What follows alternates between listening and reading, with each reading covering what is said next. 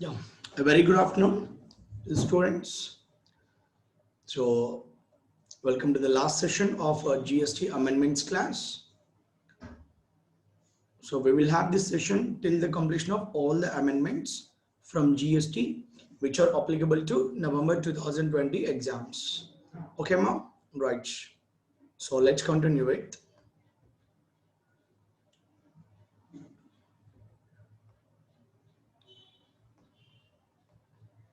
Yeah. So, in the second session, we have done all the amendments up to exemptions chapter. Now, the time for amendments from input tax credit. Amendments from input tax credit. And the most important amendment from this chapter is the first one, restrictions on availment of input tax credit in respect of invoices or debit notes not uploaded by the suppliers in their GST. So basically,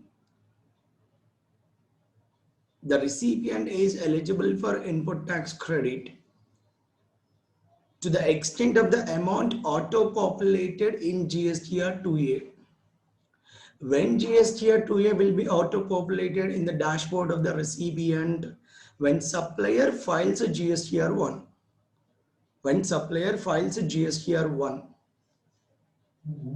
automatically there is a form auto-populated in the recipient's dashboard, right? In the form number GSTR 2A. So whatever the amount reflected in the form number GSTR 2A, that amount that recipient can avail as input tax credit, can claim it as input tax credit.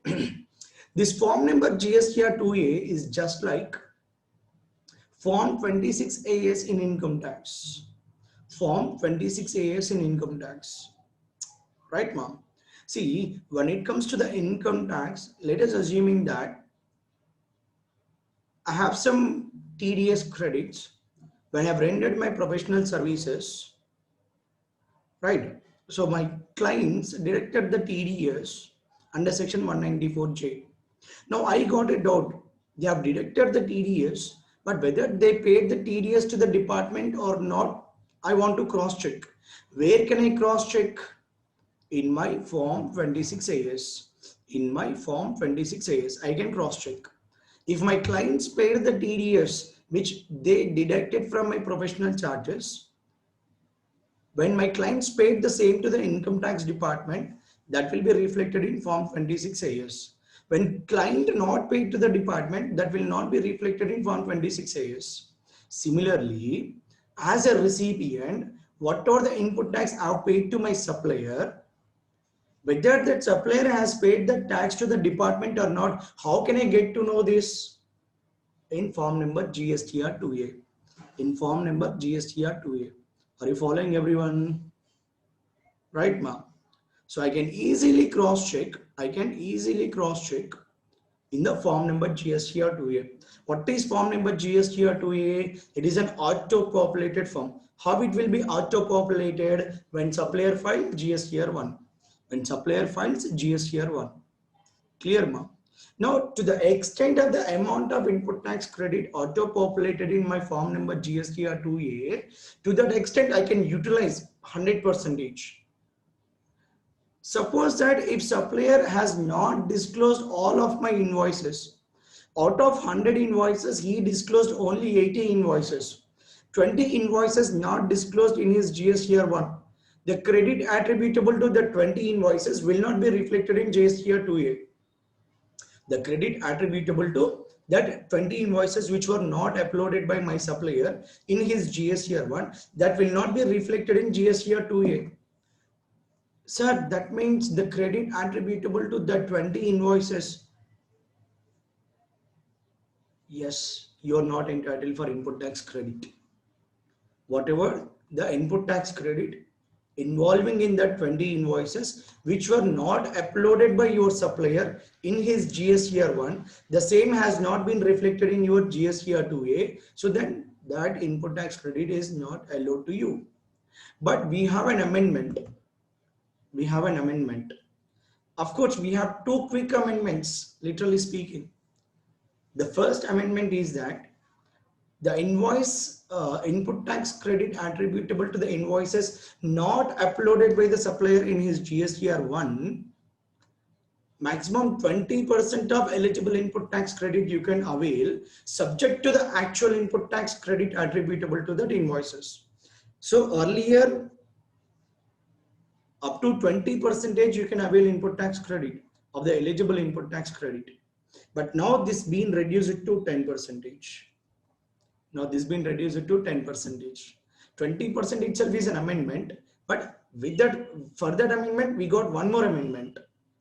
Initially, they said that okay, 20% of eligible input tax credit, right? You can avail towards the invoices which are not uploaded by the supplier, subject to the actual input tax credit relating to invoices not uploaded.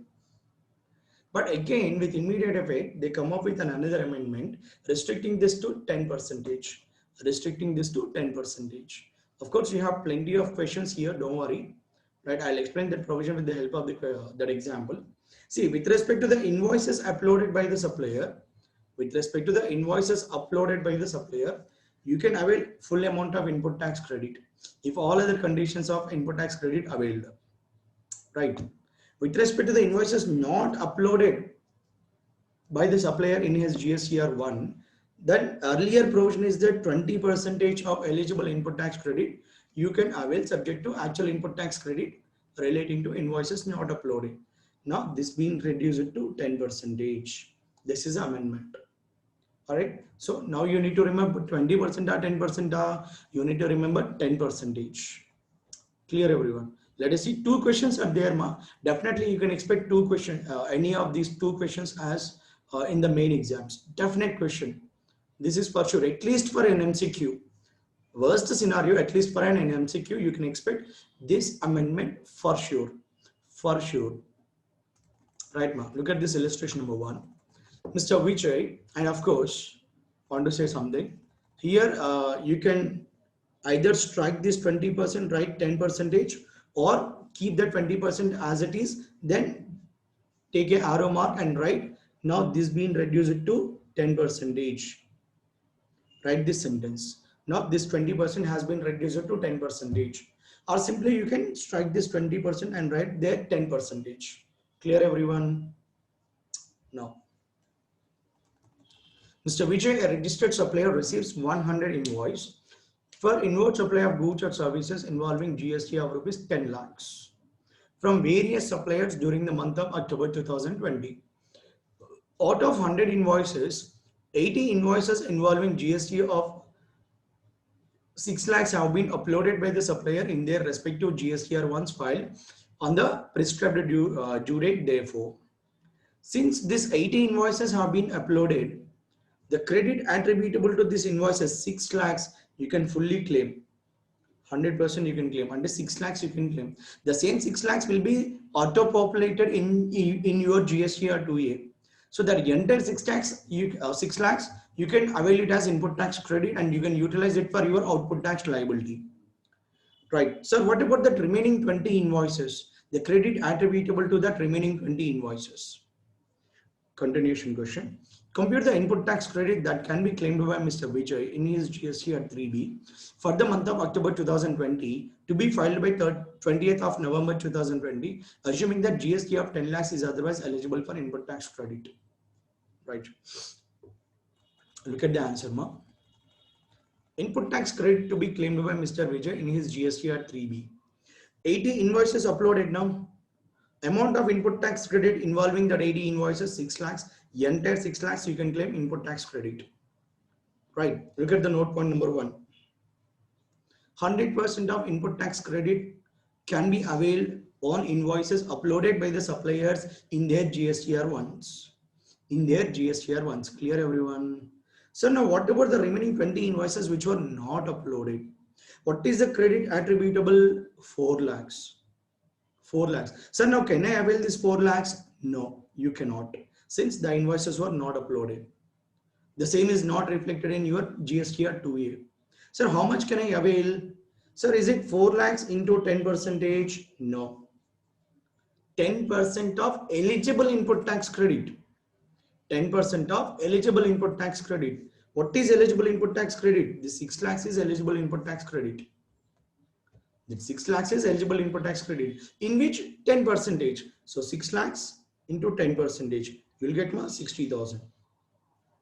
6 lakhs into 10 percentage, 60,000 rupees. Clear ma? And with respect to this 20 invoices not uploaded by the suppliers in their respective GSTR ones, though the credit involving in that 20 invoices 4 lakhs, the maximum credit you can avail is only 60,000 rupees.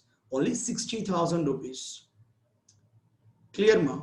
Right? So that is point number B. As per rule number 36.4, the input tax credit in respect of invoices not uploaded by the suppliers in their GSTR 1 is restricted to 10%. This is amendment. This is amendment, very important. Is restricted to 10% of eligible input tax credit in respect of invoices uploaded in GSTR 1s. So thus, in respect of 20 invoices not uploaded in GSTR 1, the input tax credit has been restricted to 60,000 rupees. How did you get this? 10% of eligible input tax credit. What is your eligible input tax credit? 6 lakhs into 10%, 60,000. Clear everyone? Next, moving on. Look at the illustration number 2. Mr. Ajay, a registered supplier, receives 100 invoices for inward supply of goods or services involving the GST of rupees 10 lakhs from various suppliers during the month of October 2020. Out of 100 invoices, 85 invoices involving GST of 9,50,000 have been uploaded by the supplier in their respective GSTR ones, filed on the prescribed due date therefore. So 85 invoices uploaded having the input tax credit of 9,50,000. This entire 9,50,000 you can avail it as credit. You can utilize it for your output tax liability. Compute the amount of input tax credit can be claimed by Mr. Vijay, Mr. Ajay in his GSTR 3B. So input tax credit to be claimed by Mr. Ajay in his GSTR 3B for the month of October 2020. Right? So let us see that. 85 invoices uploaded now. 85 invoices already uploaded. So what is the credit attributable to 85 invoices? 9,50,000. You can avail this entire 9,50,000 as input tax credit. 15 invoices not uploaded.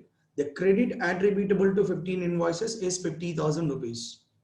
Sir, you said 10% of eligible input tax credit. So let me calculate 9,50,000 into 10%. So 95,000. Sir, with respect to 15 invoices not uploaded, can I claim the 95,000 as input tax credit?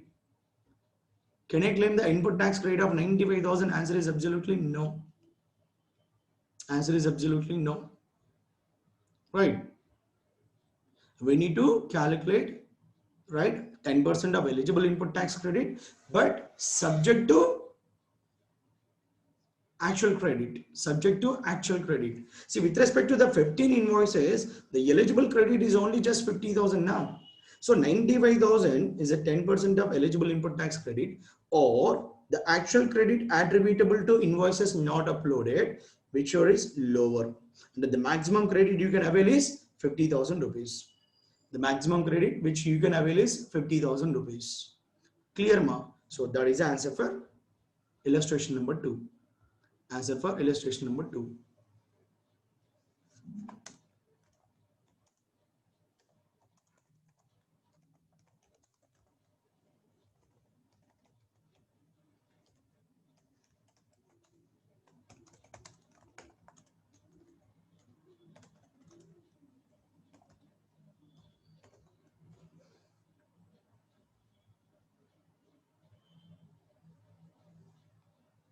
Right? So look at that. Note point number A and note point number B.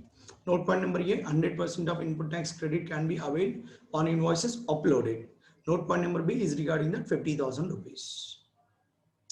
Clear? Right. So this amendment is a very, very important amendment. Ma. Definitely you can expect one MCQ at least. One question we are expecting for 4 to 5 marks. 4 to 5 marks. If not, one MCQ for compulsory. Clear everyone? Right? So with respect to the invoices not uploaded by the suppliers, The maximum credit we can avail is 10% of eligible input tax credit. If the 10% of eligible input tax credit exceeded the actual input tax credit attributable to invoices not uploaded, then the maximum credit you can avail is actual credit. Clear, ma? Next. So circular number 123/42/2019 dated 11th November 2019 has clarified the following issues in relation to the restriction on availment of input tax credit. Right now, what is this? The restriction is not imposed through common portal, and it is the responsibility of the taxpayer claiming credit to avail input tax credit on self-assessment basis. And with respect to the invoices not uploaded by the supplier, the common portal will not impose any restrictions for availing input tax credit. It is the responsibility of you. It's your responsibility to look for how many of my invoices uploaded by the suppliers, how many of not them, uploaded in the respective GSTR1s. You need to cross check. Whenever the supplier filed a GSTR1, an auto-populated document will be auto-populated in your GSTR2A, in your dashboard in the form of GSTR2A. So immediately you have to cross-check whether all the invoices are uploaded or not. Now the credit attributable to with respect to invoices not uploaded, you have to calculate among which 10% of eligible input tax credit you can avail, the remaining you have to not to avail. That common portal will not impose any restriction. It's your responsibility. Are you following, ma? That is the first point meaning. Next, the restriction shall be applied on the invoices, debit notes, or details of which are required by the supplier to be uploaded. To be uploaded and not yet uploaded.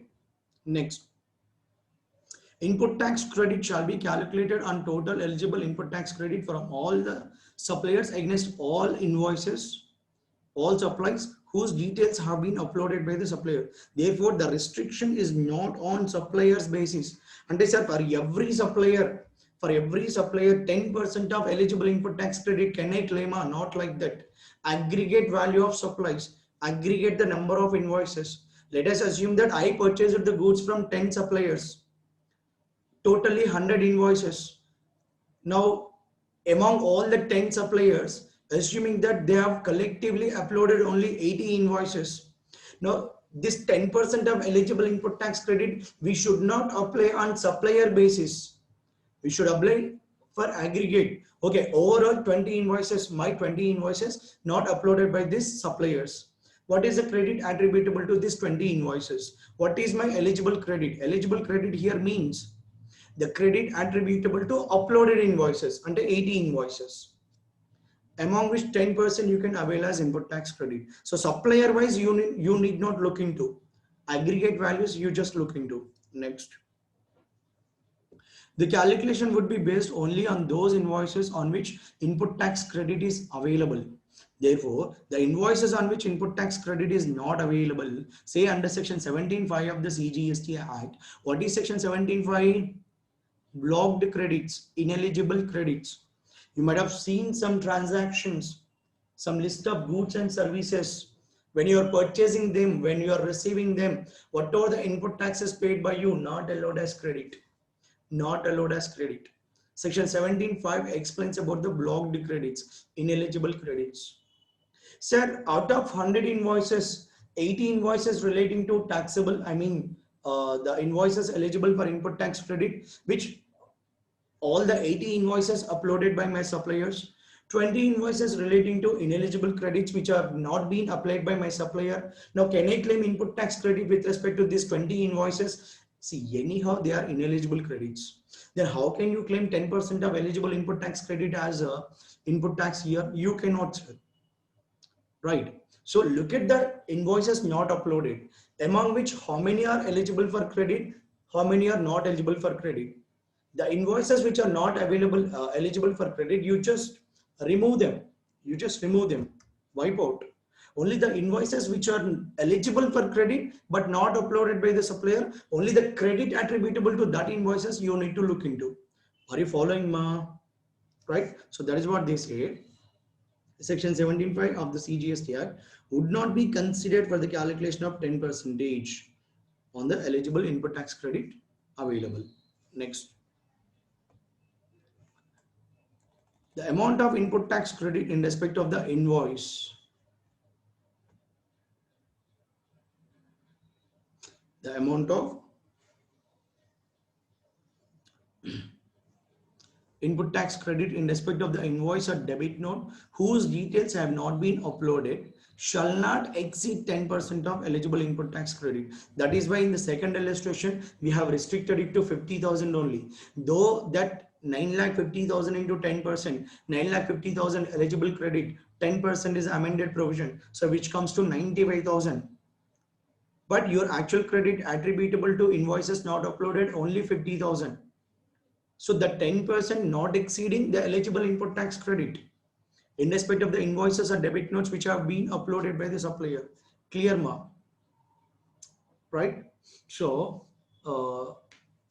supplier under section 37(1) as on the due date for the filing of GSTR 1 by the supplier for the tax period. The same can be ascertained as per GSTR 2A, showing the input tax credit as on the due date of filing of GSTR 1. GSTR 2A, as I already told you, the amount of input tax credit which you can avail without any restrictions. It's just like a Form 26 AS in income tax. You can look at the example here, ma. For example, due date for the filing of GSTR 1 for the month of January 2020 is 11th of February 2020. Now, input tax credit in respect of invoice or debit note which have not been uploaded by the supplier shall be the maximum 10% of total eligible input tax credit reflected in GSTR 2A as on 11th February 2020. Are you following, ma? So, as on 11th February 2020, open your dashboard. Whenever the supplier filed a GSTR 1, an auto-populated document will be there in your dashboard in the form number GSTR 2A. Look at the credit is there in that GSTR 2A. Look at the eligible input tax credit in that GSTR 2A. In that eligible input tax credit, 10% is the maximum you can avail. Clear, everyone? Right. Next. Restrictions on utilization of input tax credit. Rule number 86A, a new rule. It's a new rule. Has been inserted in the CGST rules to give the power to the commissioner or an officer not below the rank of assistant commissioner authorized by him to impose a restriction on utilization of input tax credit available in the electronic credit ledger. So why restrictions? If he has the reasons to believe that such input tax credit has been fraudulently availed or ineligible. So if the commissioner or any officer authorized by such commissioner not below the rank of assistant commissioner, now he has the power to impose restrictions. Where this power has given in the rule number 86A. The power is given in rule number 86A. To whom the power is given? The commissioner or any other officer authorized by commissioner. That any other officer not below the rank of assistant commissioner. Now these people got the power to impose restrictions on utilization of input tax credit. Availment kadma. Availment is different, utilization is different. Availment comes first, then utilization. Right. So to impose restrictions on utilization of input tax credit available in your electronic credit ledger. Why, sir? Because he has the reasons. He has the reasons that you have been fraudulently availed that credit or you are not eligible for that credit but you are already availed it. Now, what are the situations, under what circumstances that commissioner, that any other officer has the power to impose restrictions? You can see, ma. The restrictions can be imposed in the following circumstances. Number one, input tax credit have been availed on the basis of tax invoices and valid documents issued by a non-existent supplier. So the supplier was not there. And that means from a fictitious supplier, you're receiving the invoices showing that you're paying input taxes to him. So it's a fraudulent case. Or by a person not conducting any business from the registered place of business. Suppose that Mr. X declared that Hyderabad as his registered place of business, but he is doing the business from all the places except Hyderabad. So he is not doing the business from his registered place of business. From such a person, you purchased certain goods and you have paid input tax. Now in that case also, that credit is not eligible. But you already availed of. Now the commissioner will impose restriction on that utilization of such input tax credit. Right, ma? Or second case, input tax credit have been availed on the basis of tax invoices or valid documents without receipt of the goods or services or both. If you remember, ma, when it comes to the supply of goods, as and when the goods are entered into the premises of the recipient, now the recipient is eligible to avail the input tax credit. Of course, we have an exception, bill to ship to model. Bill to ship to model, right?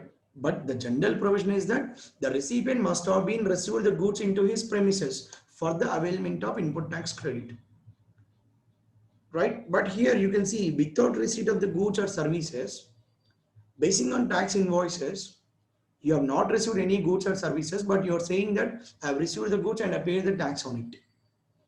And you have already availed that input tax. Now the power is given to the commissioner or any other such officer authorized by the commissioner to impose restrictions on such input tax credit. Next point number 3. The tax in relation to which has not been paid to the government. Okay, there is no problem from your end. You paid the input tax to your supplier, but that supplier has not paid the same to department. So you are not eligible for input tax credit. You are under the deeming fiction that your supplier had already been paid the tax to government. But the reality is that your supplier had not paid the tax to the government. What you have done with the deeming fiction that your supplier had already paid to the government, you have already availed the input tax credit. Now the commissioner will impose a restriction on that input tax credit utilization. Clear? Next. In the first case, look at the second case. A registered person availing input tax credit has been found non-existent or not to be conducted any business from the registered place of business. So you already availed the credit, but that person is not in existence, or you're not conducting any business from your registered place of business, then immediately there will be some restrictions imposed on your input tax credit. Next, registered person availing the input tax credit but not in the possession of tax invoice or valid document. Now, in order to claim the input tax credit, you must possess a documentary evidence, namely tax invoice. Right, ma? So if the input tax credit so availed, the restrictions can be imposed for a period of 1 year from the date of imposing such restrictions by not allowing input tax credit to be used for discharging any liability under section 49 or not allowing refund of any unutilized amount of input tax credit. So once the restrictions imposed, the restrictions will be imposed for how much period, 1 year. The restriction will be imposed for 1 year. Right. And next point, and you are not even eligible for claiming of refund of that unutilized amount of input tax credit, right? Next, however, the commissioner or authorized officer authorized by him can withdraw this restriction if he satisfied the conditions for imposing the restrictions is no longer exist. If the supplier, if that recipient have provided you the necessary explanations and documents everything for the claiming of input tax credit, with that information and documents, if you are satisfied, then you can lift off all that restrictions and then you can allow that recipient to utilize that input tax credit. Next.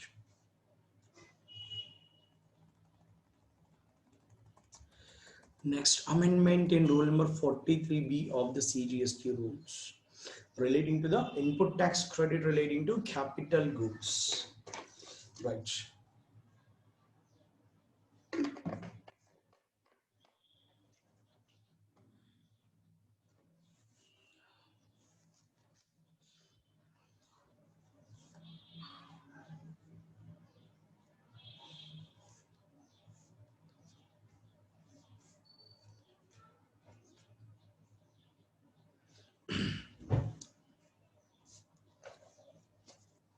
Let me tell you with this amendment with the help of an example for the better understanding of the provisions. I'll tell you with the help of an example, right, before the amendment and after the amendment. Thereby you can easily understand what is this amendment about. Clear?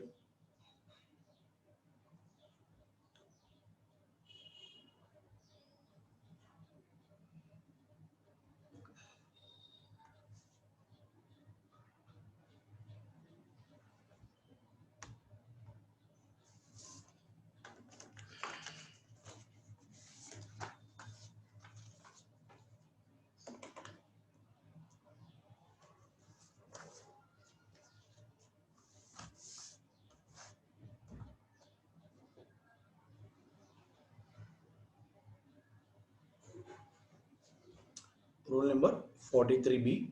Rule number 43. So we have an amendment to this rule we have an amendment to this rule.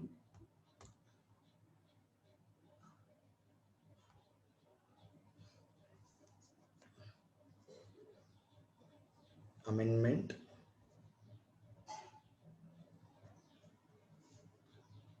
which prescribes the manner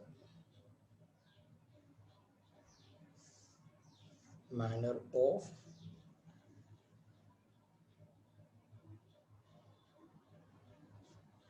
determination of input tax credit in respect of capital goods and reversal of input tax credit thereof in certain cases.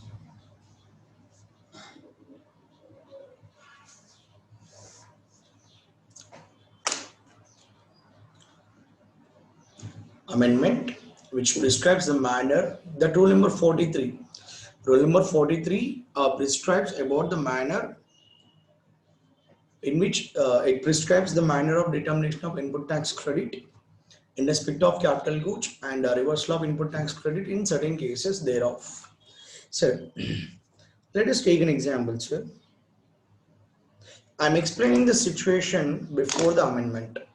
First, let us try to understand the provisions before the amendment.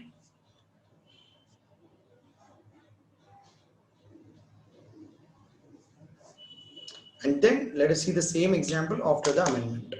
So basically, sir, when you purchase capital goods, when you purchase a capital goods, if you are utilizing that capital goods wholly and exclusively for the taxable supplies,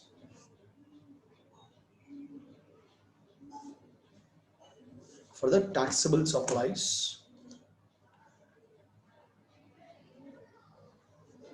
entire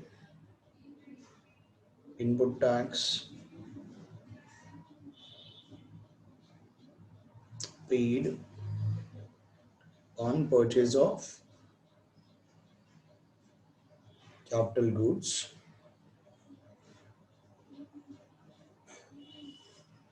eligible. Entire input tax paid on purchase of capital goods eligible. Next, when you purchase the capital goods which wholly and exclusively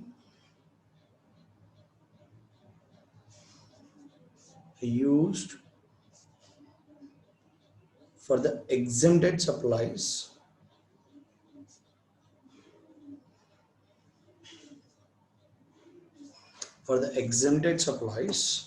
what happens to input tax credit? Entire input tax not eligible for credit, not eligible. since you are utilizing the capital goods wholly and exclusively for exempted supplies. Next, capital goods you have purchased using for both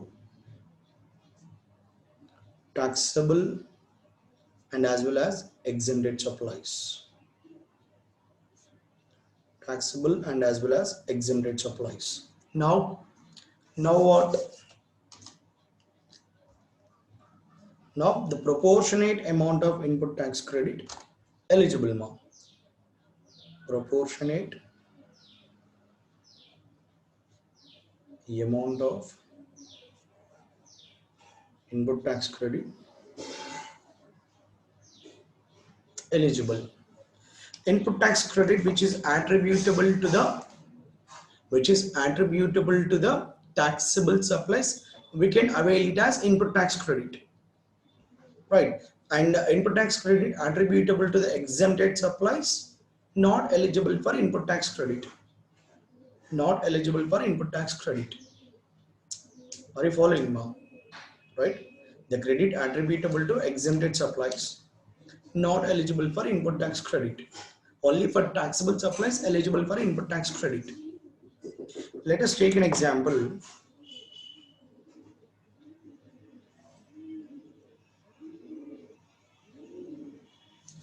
Sir, I have purchased a plant and machinery for rupees 20 lakhs and on which I have paid input GST at the rate of 18%. So 20 lakhs into 18%, which comes down to 3,60,000. Which comes down to 3,60,000. So now exempted turnover.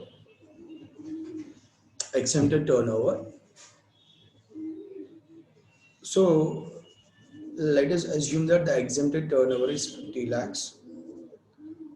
Taxable turnover, let us assume that 100 lakhs. And that means the total turnover 150 lakhs. Now, first of all, what I need to do is I need to take an assumption that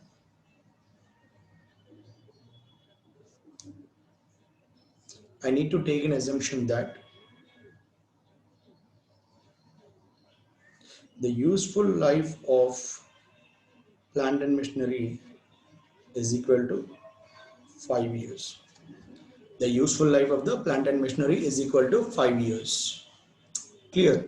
Now, after that, I need to convert this total input tax credit into 5 equal installments, into number of months actually, and 60 installments. So that means input tax credit per month is equal to 3,60,000 divided by 60. 3,60,000 divided by 60. And that means per month how much it comes here? 6,000 now? Yes. 6,000 per month. So that means input tax credit attributable to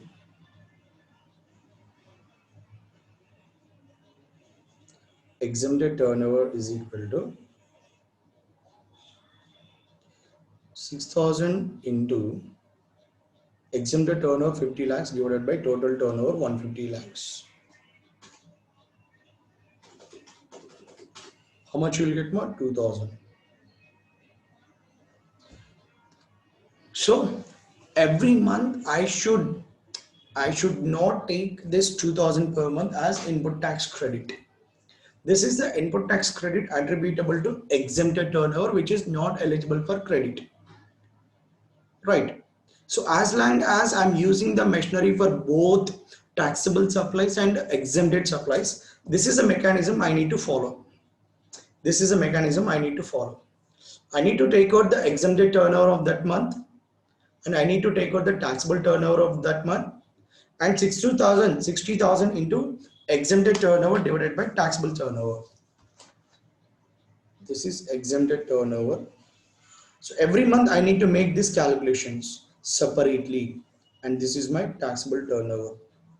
So that particular month exempted turnover and taxable turnover. So eligible input tax credit per month into exempted turnover divided by taxable turnover. Every month I need to do these calculations, and whatever the credit attributable to exempted turnover, that turnover amount, that input tax credit I should not avail. Only the remaining amount I should avail. Only the remaining amount I should avail. Are you following me? Next.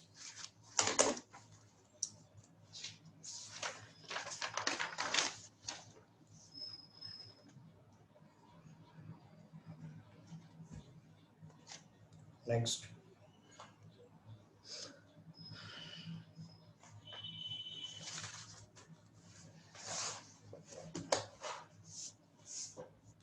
Let us take a situation that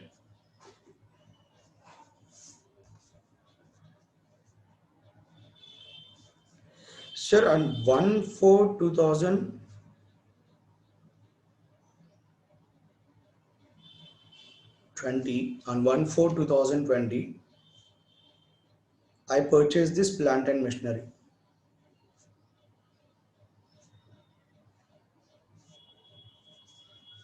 Let it be 1/4/2019. On 1/4/2019, I purchased this plant and machinery. Cost ఎంత చెప్పుకున్నామా? 20 lakhs.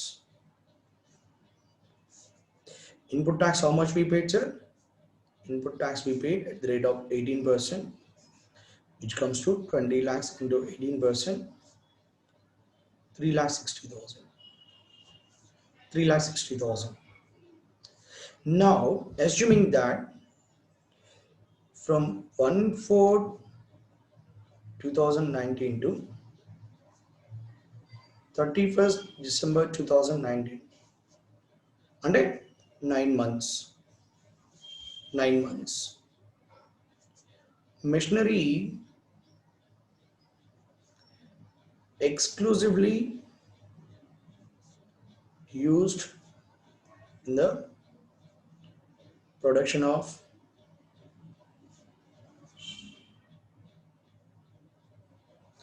exempted supplies.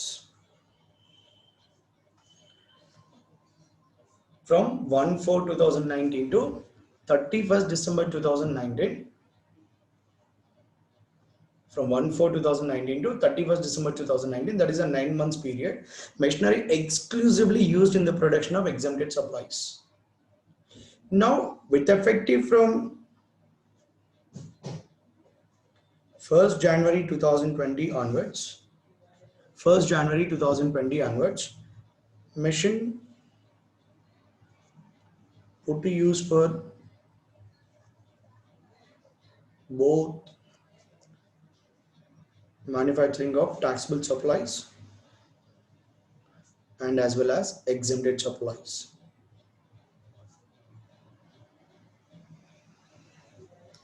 Put to use for manufacturing of taxable supplies and exempted supplies. Now, in this case, what are the provisions? Still we are in the before the amendment provisions only. I have not started amendments. I'm just explaining from the beginning what is there in what was there in before the amendment and what is there in after the amendment. Thereby, you will get some clarity. Now, in this situation, in this scenario, what we will do is generally, what we will do is, so the input tax credit attributable to 9 months, the time period for which we use it for exempted supplies. So first of all, this 3,60,000, when you convert it for 60 installments, how much you will get, 6,000 per month, na? Or else you can do same. 3,60,000 is the total input tax credit into 5% per quarter. 5% per quarter. 9 months means to be 3 quarters. So 3,60,000 into 5% into 3 quarters. How much you will get, ma'am? You'll get 54,000 now. 54,000. Right. Now what you need to do is eligible input tax credit per month is equal to 3,60,000 minus 54,000 divided by 60 months.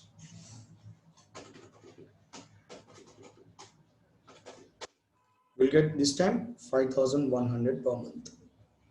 5,100 per month. See, this 54,000 is input tax credit attributable to 9 months. What you have done in these 9 months, you have used the machinery exclusively for the making of exempted supplies. Utilized, used plant and machinery exclusively for exempted supplies, for making exempted supplies. And that means this 54,000 out and out not eligible for input tax credit. Not eligible for input tax credit. That is why we have deducted from the total input tax credit. 3,60,000 minus 54,000. This is not eligible as input tax credit. So balance you will get 3,06,000 divided by 60 installments, 5 years now. Life of the asset we need to assume as 5 years. So the eligible input tax credit per month 5,100, which you need to calculate that from here onwards we are using the machinery for both taxable supplies and exempted supplies. From here onwards, the input tax credit attributable to exempted turnover is equal to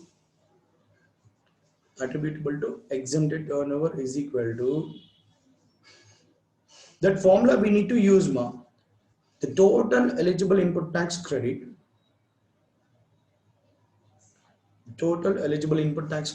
into exempted turnover divided by total turnover. Exempted turnover divided by total turnover. This is the provision before the amendment. So from here onwards, what we need to take more total eligible input tax credit 5,100 per month into exempted turnover of that month divided by total turnover of that month. Okay now.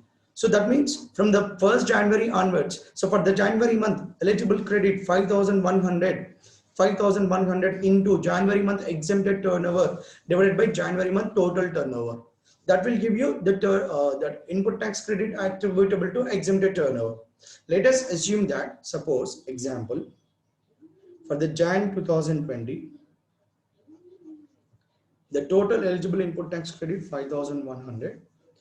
Exempted turnover, let us assuming that for January 2020, the exempted turnover, let it be some 20 lakhs and total turnover, let it be some 40 lakhs.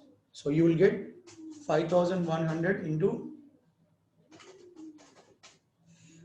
20 lakhs divided by 40 lakhs, you will get 2,550. So this 2,550 is the input tax credit attributable to exempted turnover, which you cannot avail input tax credit. Cannot be claimed as input tax credit because that is attributable to exempted turnover. The remaining portion of 2,550 you can avail it as input tax credit. The remaining portion of 2,550 you can avail it as input tax credit. But the main problem in this provision is, the drawback in this provision is this calculation. The main drawback of this provision is this calculation. This is the loophole or drawback in the provision, in the existing law. So how was it a loophole? How was it a drawback? So very simple, sir. See, the first 9 months you have utilized. The capital goods for exclusively exempted supplies. Right now. And you have calculated the credit attributable to the exempted supplies. We know that provision 5% for every quarter the input tax credit to be reduced. Yes or no? Right? We have already learned in the chapter input tax credit. in our regular classes, in our regular classes, apportionment of input tax credit, right? So 5% per every quarter or part of the quarter, we should reduce the input tax credit. So 9 months we have utilized it for exclusively for exempted supplies. 9 months means to be 3 quarters. So for that 3 quarters, 15% of the input tax credit should be reduced. 15% of input tax credit to be reduced. So 3,60,000 into 15% comes down to 54,000. So this 54,000 out and out not eligible for credit. You have to remove it. You have to remove it from total credit. So after removing this part of 54,000, what is left to you? Only 3,06,000. That 3,06,000 is not belonging to 60,000. Nah. It is belonging to only 51 months, not belonging to 60 months. You have already taken off 9 months credit. This 54,000 is representing what? Just now we calculated. This is representing 9 months credit. When you taken off 9 months credit, your denominator should be 51, not 60. Your denominator should be 51, not 60. But the act specified that no, not like that. The capital good life should be taken as 60 months, right? Irrespective of all these calculations and provisions, whenever you are calculating eligible input tax credit per month, you have to take the life of the capital goods only 60 months. 60 months only.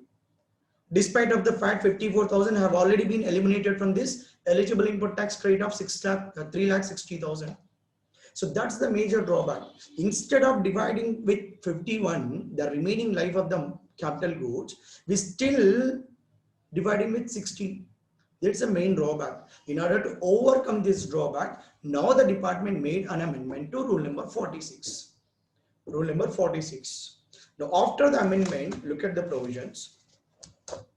Now finally we got after the amendment.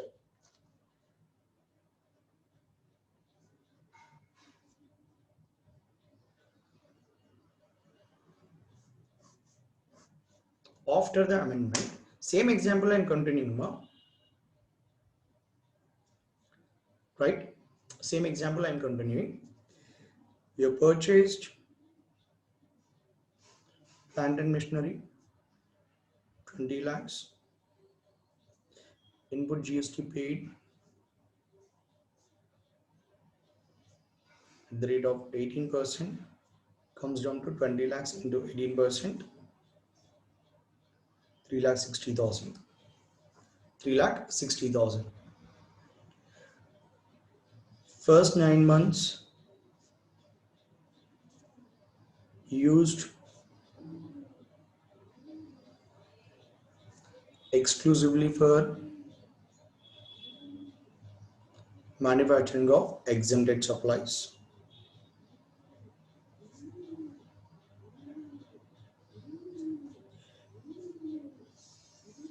Subsequently started using for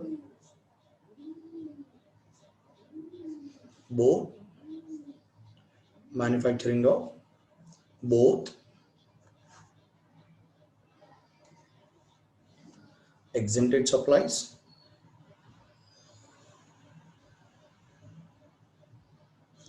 and as well as taxable supplies. Same example. Now, input tax credit attributable for 9 months. Same calculation, 3,60,000 into 5% per quarter into 3 quarters, which comes down to 54,000. 54,000. Now, what is the tax treatment of this 54,000 is that, right? This 54,000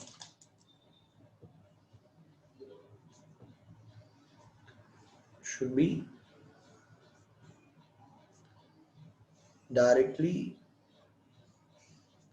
added to output tax liability.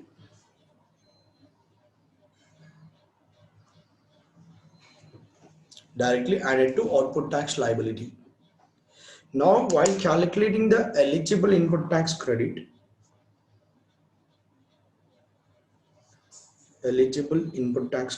per month is equal to, you should take 3,60,000 divided by 60 months. 3,60,000 divided by 60 months. Now you will get 6,000 per month. You'll get 6,000 per month. From here and after, you need to find out that credit attributable to the, exempted supplies, right? By using that formula, eligible input tax credit into exempted turnover divided by total turnover. Whatever the credit you got, that will not be eligible for credit, and the remaining you can avail it as input tax credit. The remaining you can avail it as input tax credit. So from here after, what we will do, ma? Input tax credit attributable to exempted turnover, use the same formula, sir. Eligible input tax credit into exempted turnover divided by total turnover, right? Whatever the answer you got, that amount of input tax credit not to be availed, only the remaining portion of eligible input tax credit to be availed as input tax credit, ma. Right, suppose that you got the answer here, some 2,000 rupees. Out of 6,000, this 2,000 not allowed as credit, remaining 4,000 you can avail as credit. You can avail it as credit. Like that for every month you need to do, like that for 60 months. Like that for 60 months. So what is the change, ma? Earlier, whatever the 54,000 credit is there, we deducted it from the eligible total input tax we have paid, 3,60,000. This 54,000 deducted and divided with 60 months. That's the drawback actually. When you taken off 54,000 ineligible credit, that 9 months credit, you have to divide it with only the remaining useful life. The remaining useful life is supposed to be only 51 months. That 3,04,000 should be divided with 51 months, but you have not done like that. That is the drawback in the provision. That is why department come up with a provision like this. So when the department allows you 3,60,000 divided by 60 months, under the entire credit are allowing to you, only that 54,000 credit attributable to exempted period is there now. That 54,000 added to your output tax liability. So when that 54,000 added to your output tax liability, the entire 3,60,000 you can take here. The entire 3,60,000 you can take here. So 3,60,000 divided by 60 months. The useful life of the capital goods, 6,000 per month. Calculate the credit attributable to exempted turnover. Take it off. You cannot avail it as credit. Only the remaining portion you can avail it as input tax credit. Clear, everyone? So this is the amendment. This is amendment. In that particular material, they have used the word TIE, TC, TR, TM. So it's enough. It's enough. This example, this explanation is more than enough. Don't get confused by the wordings of TIE, TR, TC, TM. Clear, everyone? Right? Even in that material, in that amendment, what do you mean by TR have not been explained. I will show you. Not explained actually. Clause F was omitted in this rule. Clause G was inserted in that TR provided the wordings. But what do you mean by TR? Not explained in clause G. Not explained in clause G. Right? So hope this calculation is very clear. So let me show the material.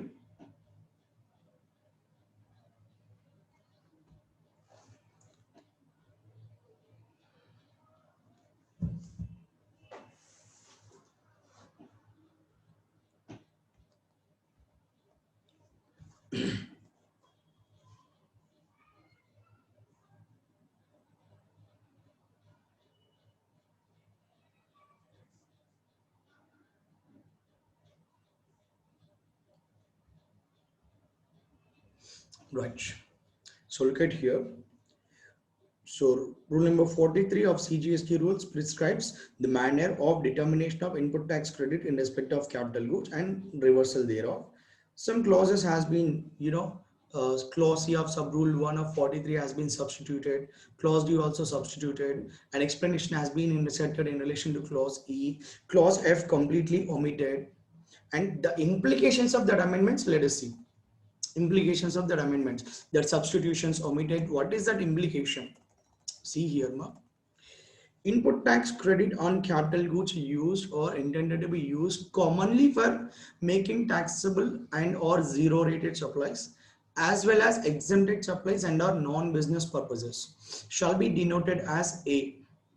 Such amount reflected on the invoice will be credited to your electronic credit ledger. In our example, that entire 3,60,000 which is reflecting in the invoice, that entire amount will be credited to your electronic credit ledger. Entire amount will be credited to your electronic credit ledger. The useful life of such capital goods will be taken as 5 years from the date of invoice. As I already told you, the useful life of the capital goods should be taken as 5 years. Next, when the capital goods which were initially used, the capital goods which were initially used only for non-business purposes, only for exempted supplies. In our example, we have taken first 9 months used only for non-business purpose or exempted supplies, are subsequently used commonly for exempted supplies under non-business purposes and as well as taxable supplies under zero rated supplies, then input tax in respect of the same should be denoted as A and credited in the electronic credit ledger. That 3,60,000 whatever mentioned in A in the first point, that entire input tax credit will be credited to your input tax credit ledger. 3,60,000. The ineligible credit in our example 54,000. Ineligible credit attributable to the period during which such capital goods were used non-business purposes or making exempted supplies shall be computed at 5% per quarter or part thereof and be denoted as TIE. అంటే మన కేసులో 54,000 that ineligible credit attributable to the period for which that capital goods used for making exempted supplies. And how to calculate? 5% per quarter or part thereof. 5% per quarter or part thereof. That amount of TIE shall be added to output tax liability of the tax period for which the credit on such capital goods is claimed. So whenever you have claimed that input tax credit, for that tax period, this ineligible input tax credit will be added. In our example, that 54,000 will be added to your output tax liability. Up to this clear, ma? Any doubts? Next. The amount of A credited to electronic credit ledger, in our example 3,60,000, in respect of common capital goods whose useful life remains during the tax period shall be added together to arrive at the common credit of C. And a total 3,60,000 we need to take into account. See, ineligible credit 54,000. So that means eligible credit becomes 3,06,000. We should add it to both to arrive at the common credit. Now the common credit is said to be 3,60,000. Right, shall be added together to arrive at the common credit.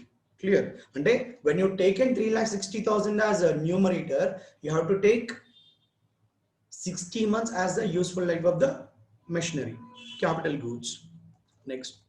When capital goods which were initially used for only taxable and are zero rated supplies, and then quite opposite situation. Initially we are used for taxable or zero rated supplies, subsequently used for commonly both taxable and exempted supplies. Input tax claimed in respect of the same shall be added to the aggregate value of TC, total common credit. Now TM. TM is the common credit for the tax period, that is total common credit divided by 60, is to be computed during the useful life of the capital goods, which is 5 years from the date of issuance of invoice. Next, look at this point number F. Clause G provides the formula for determining TE, that is the amount of common credit attributable to exempted supplies. TE, the credit attributable to exempted supplies, is equal to E by F into TR. What do you mean by TR? You can see here. The term TR which is used in the said formula was defined in class F. But class F is omitted. Clause F, omission of class F has thus rendered this formula given in clause G OTOs. Right? And OTOs and not in usage. Not in usage. right? ODS means it's not in usage, no practical purpose, serving no practical purpose, or TOS, serving no practical purpose, no result, right? As now the term TR which is used in the formula is nowhere defined, is nowhere defined in the rule, is nowhere defined in the rule. Ante this situation, what I'm trying to tell you is this situation, how to calculate that exempted, the credit attributable to exempted supplies in this situation. Initially the goods are used for taxable or exempted supplies, taxable supplies, exclusively taxable supplies under zero rated supplies, later and used for both taxable and exempted supplies. In that cases, how to calculate the credit attributable to the exempted supplies? By using this formula E by F into TR. What do you mean by TR? Nowhere defined in the rule. Are you following me? Right? So serving no practical purpose, no result. So this is the input tax credit amendments with respect to capital goods, right?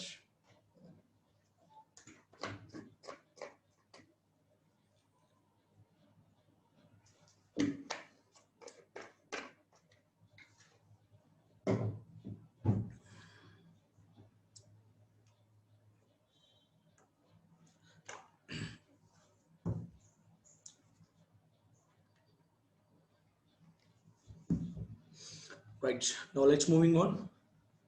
It's been almost 1 hour we have taken only for input tax credit amendments. 424 now. Okay, registration.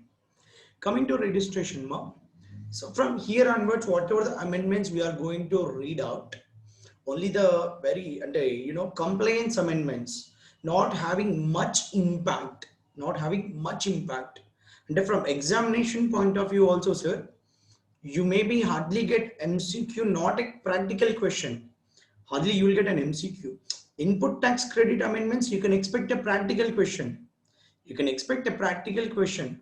From here onwards, registration amendments, tax invoice amendments, returns amendments, hardly you can expect MCQs. These are all compliance amendments.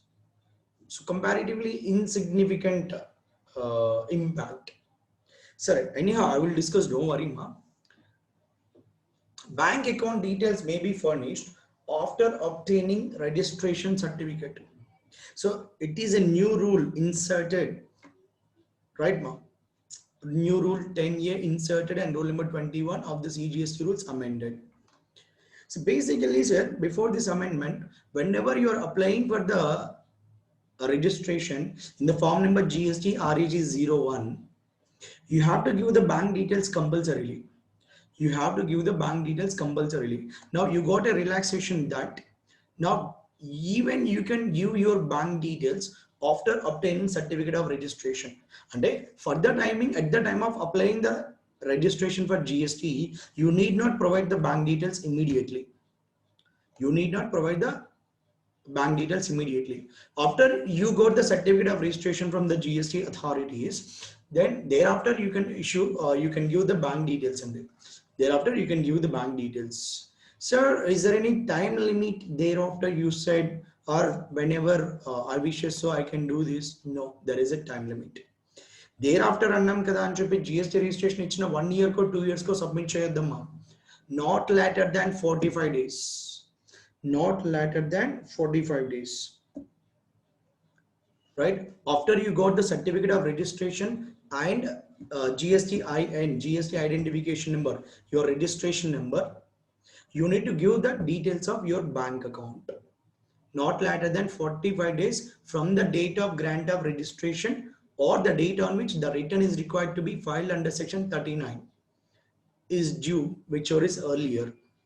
So soon after you receive the certificate of registration, from there onwards within a period of 45 days or the due date from the filing of return under section 39, you need to give your bank account details, ma. Okay, now next.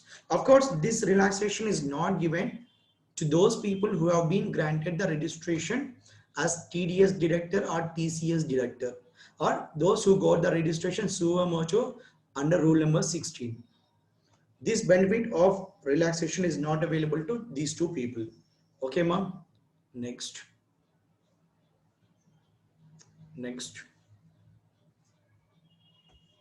Moving on. So you can see this very simply. In other words, a registered person has an option to give his bank account details after obtaining registration, but within 45 days from the date of grant of registration or the due date of furnishing of the return, whichever is earlier. That's the amendment. But of course, if you are not complied with the provisions of this rule, if you violate this rule 10A, whatever the GST registration given to you, that stands cancelled. That will be liable to be cancelled only. So that's the last point. Look at here. However, if a person violates the provisions of rule 10A, his GST registration is liable to be cancelled. Clear, everyone? Next, moving on. Meaning of not making taxable supplies during suspension of registration clarified, and registered person required to issue revised tax invoices and file first return for supplies during suspension period. So now what is this meaning? Let me explain with the help of example for the better clarity.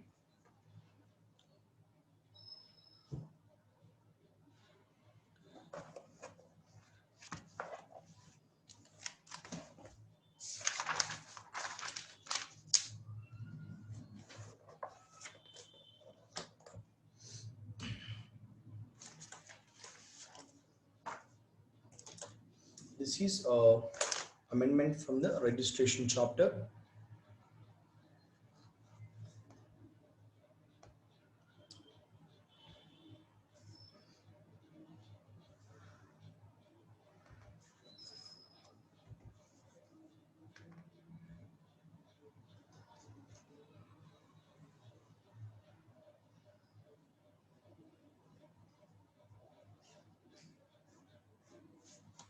Amendments from the registration chapter, and this is the second amendment. Look at the example now. Look at the example. Assume that on 1st September 2019, my certificate of registration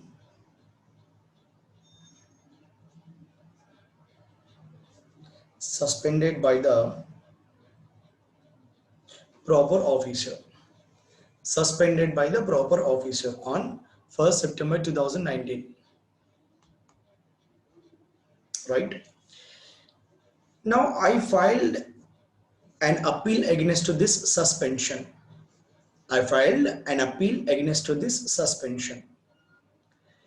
So supplier filed an appeal.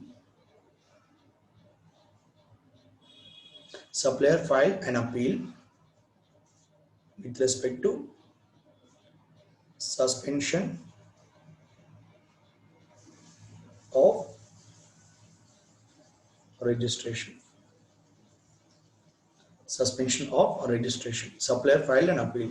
Assuming that on 20th September 2019,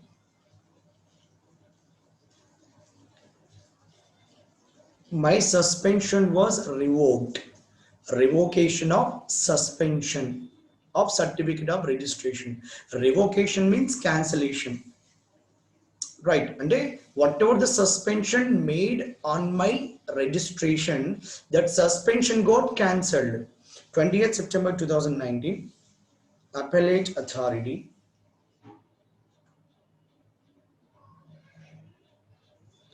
has passed a revocation order.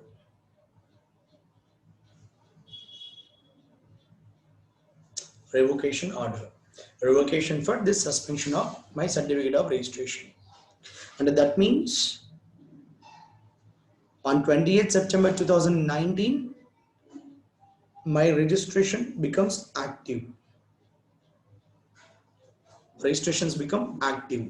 From 1st September 2019 to 20th September 2019. From 1st September 2019 to 20th September 2019. The status of my certificate of registration, if you look into your GST common portal, the status appears like this: suspended, suspended. But with effective from 21st September 2019 onwards, with effective from 21st September 2019 onwards, you can find the wordings active. You can find the wordings active. Now the question arises, sir, during this period from 1/9/2019 to, during this period 1/9/2019 to 20th September 2019, my particular registration is under suspension. Is under suspension. Now, whatever the supplies I have made in this period, whatever the outward supplies I have made in this period, on these outward supplies, I should not issue the tax invoices, should not issue the tax invoices, as my registration is under suspension. As my registration is under the suspension. I am not eligible for input tax credit either. Not eligible for input tax credit. So when your registration is under suspension, you will be deemed as an unregistered supplier. So hence you should not issue tax invoices. You should not, you are not eligible to claim input tax credit. You should not collect any tax from customers. Should not collect any tax from recipients. These are the provisions actually. But sir, my suspension got revoked. My suspension got revoked.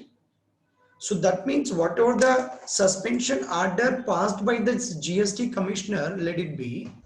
So that is not a valid suspended order. That is not a valid suspension order. So that means I will be treated as a registered person from 1st September onwards only now. Yes. So when your appellant authority has passed a revocation order, you will be treated as a registered person from 1st September onwards. So that means for all these outward supplies now, after appellate authority passed revocation order,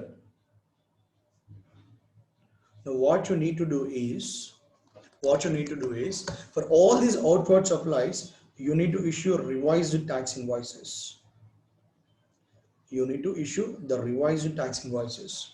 And what the department wants to convey here is that whenever your suspension order got revoked, you became the registered supplier from the 1st September 2019 onwards. You will be treated as a registered supplier from 1st September 2019. Whatever the supplies you have made during this period, for all that supplies, revised tax invoices provisions and first return provisions comes into picture. These two provisions are applicable to you. And for all these outward supplies, you need to issue the revised tax invoices and you need to disclose all these outward supplies in your return. After your suspension got lifted, you will be treated as if you are registered with the department fresh, first time. So, and as if you are a first time registered person, how you are going to file your first return? In the similar manner, you have to file the first return in this case. You need to issue the revised tax invoices in this particular time period. Clear everyone? That's the provisions. That's the clarification is given. Right? It's not actually an amendment, a clarification. Clarification is given to this provision. A clarification is given to this provision. Any doubts, ma? Next.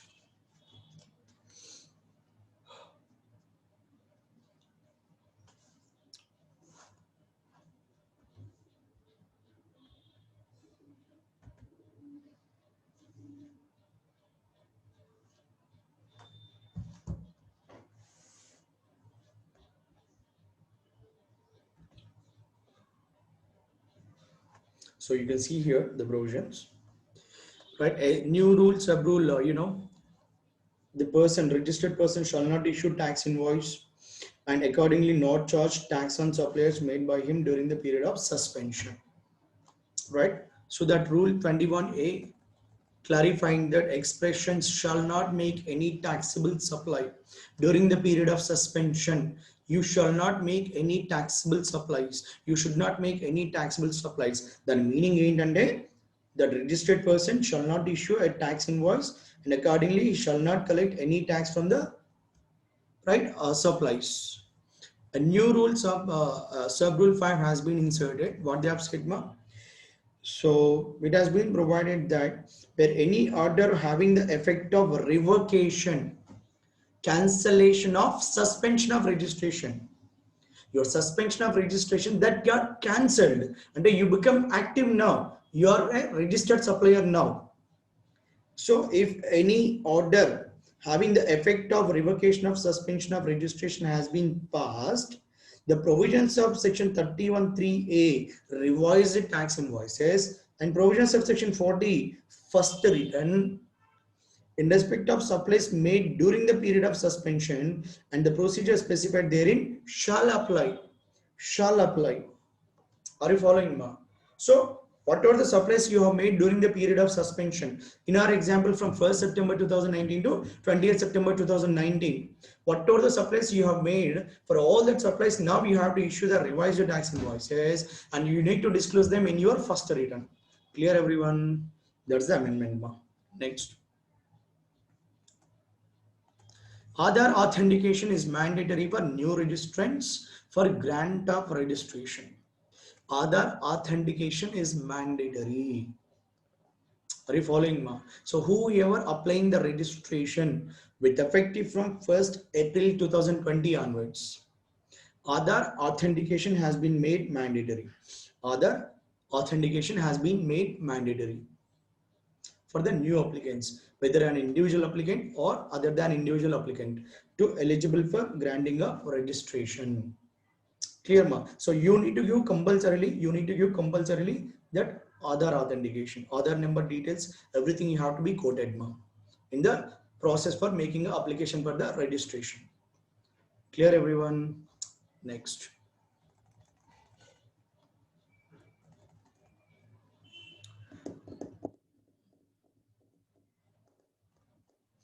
So to whom it is mandatory, and like the list is given, like every individual, Karta, managing director, whole-time director, partners of a firm, etc., to undergo authentication of furnishing the proof of possession of Aadhaar number in the prescribed manner. These people, whenever they are applying for the GST registration, compulsory Aadhaar authentication. Aadhaar authentication compulsory. Okay, ma. Next, there are certain persons, this Aadhaar authentication not mandatory. I will tell you there. That entire paragraphs and everything same point, ma. When Aadhaar authentication failed out, right? So here you can see this paragraph. Proviso inserted to rule number 9(1) provides that where a person other than notified persons under section 25(6)(d) fails to undergo Aadhaar authentication, right? Then the registration will be granted. Registration shall be granted only after the physical verification of the principal place of business in the presence of the said person. See, if you completed the Aadhaar authentication, then you will get the certificate of registration within a period of 3 working days. Within a period of 3 working days. If you fail to do so, fail to do that Aadhaar authentication, then the GST, the proper officer came to your physical verification of the premises. In your presence only, he will verify the premises and everything, your principal place of business and everything. And then not later than 60 days, he will come to that physical verification. Thereafter, the certificate of registration will be given to you. Sir, should I take the deemed approval here? Like whenever I made an application for the registration within a period of 7 working days, that proper officer has to acknowledge my application first. If not, you can take the deeming provision that you have been deemed, you have been granted with the certificate of registration. You can take the deeming fiction, but in this case, the deeming fiction is not applicable. When you have not complied with the other authentication provisions, the proper officer coming to you physical verification of your principal place of business not later than 60 days time period. 60 days lo ఏ రోజైనా రావచ్చండి మీ principal place of business కి for the physical verification. Here you should not apply the deeming registration provisions. So that is what clearly said. In such cases, deemed approval of registration application will not be applicable. Will not be applicable. Clear, ma? Next.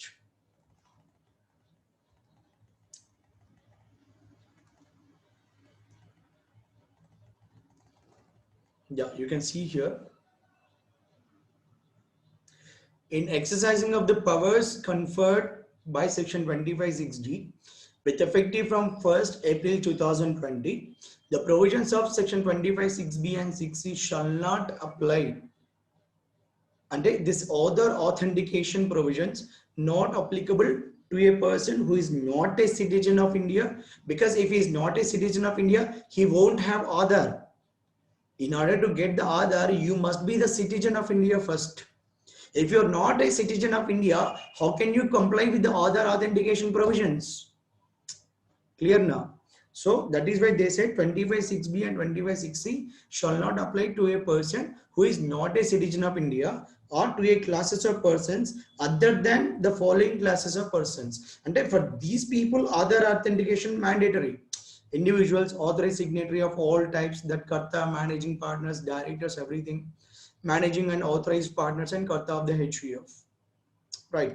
To these people, other authentication mandatory. Other than these people and a person who is not a citizen of India, other authentication is not mandatory. Okay, now next, moving on. Tax invoice, credit and debit notes, e-way bill. First of all, the first one is regarding issuance of the consolidated tax invoice. Consolidated tax invoice. We have the provisions that a person has an option to issue the consolidated tax invoice for the supplies at the closure of each day if the value of goods or services supplies is less than 200 rupees and the recipient is unregistered and recipient does not require tax invoice. In these cases, you can issue what? You can issue a consolidated tax invoice. But actually, we have an amendment with effect from the 1st September 2019. Who providing the services by way of admission to exhibition of cinematographic films in multiplex screens. Even though the value of supply is less than 200 rupees, they have to issue the tax invoice in the form of e-ticket. Ma, there is no specific format in tax invoice, ma. Right? There is no specific format when it comes to the invoice. No specific format has been notified in the GST Act. You can follow whatever the format you want, but there is certain details mentioned by the CGST Act. The details must have been there in your invoice. So here, multiplex screens who are exhibiting the films in their multiplexes, they have to issue the tax invoices to the people who are utilizing their services. That audience, you know, patrons, we call it as patrons, right, in the form of e-ticket, electronic ticket. Tax invoice should be issued even if it is less than 200 rupees. So in the form of e-ticket, that has to be issued, ma. Okay, now, so that is amendment. Right, rule 46 has been amended to disallow this option to a supplier engaged in making of supply of services by way of admission to exhibition of cinematographic films in multiplex screens.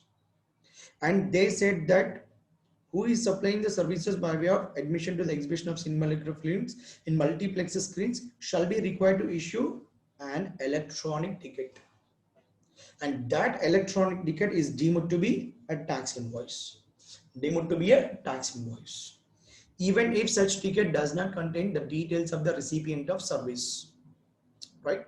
Next, validity of the e-way bill. There is no changes in the validity period, but what the newly added is this point: multi-modal shipment, in which at least one leg involves transportation by ship.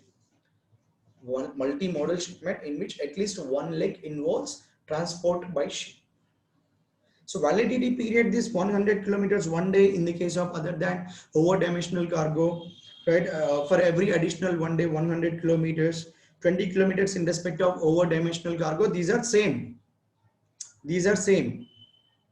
There is no change. What actually additionally added is